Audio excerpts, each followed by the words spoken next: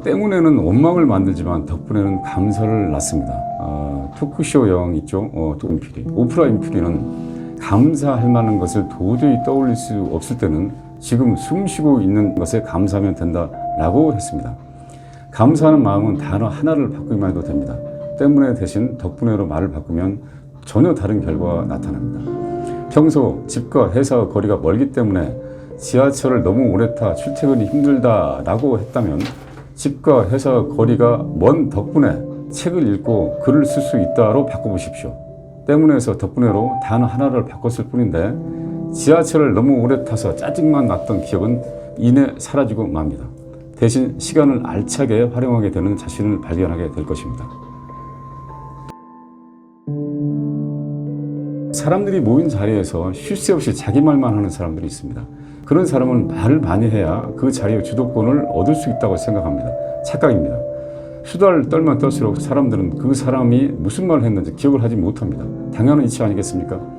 말을 아예 하지 않고 살 수는 없습니다. 말은 소통을 위해 꼭 필요합니다. 말하지 않고 살 수 없는 세상이라면 말에 긍정적인 메시지를 담아보는 게 좋다고 생각합니다. 가는 말이 고와야 오는 말이 곱다는 속담도 있지 않습니까?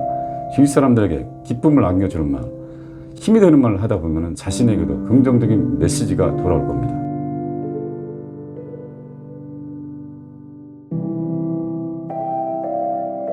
탁구가 어렵고 안 느는 운동입니다. 탁구를 쳐본 분들은 알겠지만 굉장히 기술적으로도 많고 하나의 기술을 익히는데도 굉장히 시간이 많이 걸립니다. 그런데도 라켓 한번 잡은 사람은 쉽사리 탁구를 그만두지 못합니다. 왜 그럴까요? 무엇보다 재미있기 때문입니다. 탁구를 치는 사람 중에는 수십 년, 3, 40년, 4, 50년 친 사람도 꽤 있습니다. 70이든 80이든 나이 든 어르신도 꽤 많은데요. 재미가 없다면 이렇게 오랫동안 수십 년간 탁구를 칠 수 없습니다. 저는 주변에서 나이들은 어떤 운동을 하냐고 물으면 주저없이 탁구를 권합니다. 이유는 차고 넘칩니다. 탁구는 전천후 스포츠입니다. 실내 운동이기 때문에 비가 오나 눈이 오나 바람이 부나 날씨에 상관없이 1년 365일 언제든 즐길 수가 있습니다. 탁구에 빼놓을 수 없는 강점입니다. 탁구는 최고의 실버 스포츠입니다. 네트를 사이에 두고 마주보며 게임을 하기 때문에 서로 부딪혀 다칠 일이 없는 것입니다. 탁구는 나이와 상관없이 즐길 수 있는 가족 스포츠입니다. 과격한 운동이 아닌데다 게임 규칙도 굉장히 간단합니다. 초등학교에 다니는 손주, 30대 며느리, 70대, 80대 할아버지 이 3대가 같이 어울려 즐길 수 있는 운동입니다. 게다가 돈도 얼마 들지 않습니다. 처음 시작할 때 라켓에 탁구와 운동복 반바지 정도만 갖추면은 러버를 교체할 때 빼놓고는 특별히 돈이 들어가지 않습니다. 고도 집중력, 순발력 요구하는 탁구는 또 뇌 건강에도 탁월한 효과를 발휘합니다. 미국 임상신경과학자가 쓴 뷰티풀 브레인이라는 책이 있습니다. 그 책을 보면은 탁구는 세상에서 가장 좋은 뇌 운동이라는 말이 나옵니다. 탁구는 돈도 적게 들고 날씨에 상관없이 칠 수가 있습니다. 앞서 말씀드린 대로 남녀노소 함께 호흡을 할 수 있으며 나이 들어서도 큰 부상 없이 즐길 수 있는 최고의 생활 스포츠라고 생각합니다. 여러분도 어렵고 안 느는데 재밌는 탁구의 오묘한 매력에 빠져보면 어떨지요? 탁구는 혼자 할 수 없는 운동입니다. 골프는 혼자 할 수 있지만 탁구는 혼자 즐길 수가 없습니다. 그래서 반드시 상대가 있어야 되는데요. 저 같은 경우는 지금 두 군데에서 동호회 활동을 하고 있습니다. 하나는 마포에 있는 나루탁구 클럽이라는 데서 회원으로 가입돼 있고 동호회 회원입니다. 또 하나는 용상성당 탁구부에 속해 있습니다. 탁구는 혼자 할 수 없기 때문에 동호회에 가입하면 굉장히 좋습니다. 동호회는 일종의 커뮤니티인데요. 거기에는 많은 다양한 사람들이 모여 있습니다. 직업도 다양하고 연령도 다양하고 탁구의 특성처럼 연령도 굉장히 다양합니다. 남녀노소가 다 있습니다. 용상성당 탁구 같은 경우는 끝나면 매주 토요일 날은 이제 저녁을 먹으러 가는데요. 이렇게 막걸리 한 잔, 땀 흘린 뒤에 막걸리 한 잔 기가 막히게 맛있습니다.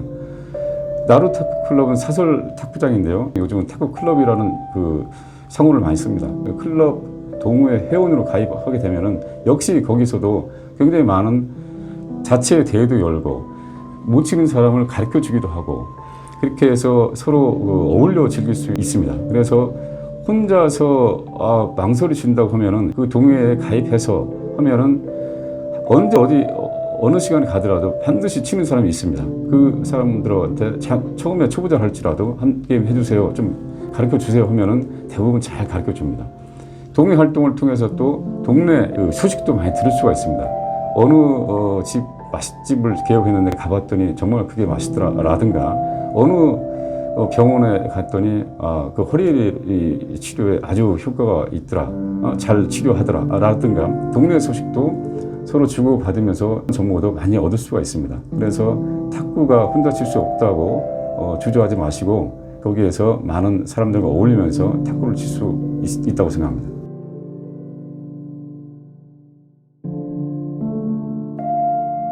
시도 때도 없이 늘어놓는 자랑에 누구나 불쾌했던 경험을 했을 법합니다. 만날 때마다 그런 자랑을 한다면 사이가 멀어지는 건 물론 때로 심하면 다툴 수도 있습니다.